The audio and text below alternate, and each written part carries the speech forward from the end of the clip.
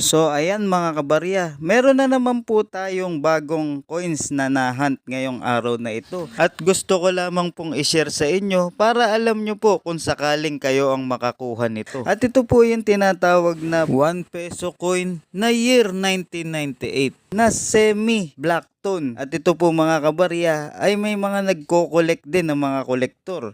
At may presyo din po ito, depende po sa kanilang pangangailangan. Yung mga ganitong black tone, ayan, at talaga namang collectibles ito mga kabarya. At kitang kita nyo naman mga kabarya na talaga namang napakaganda nitong aking nahunt na coins ngayong araw na ito.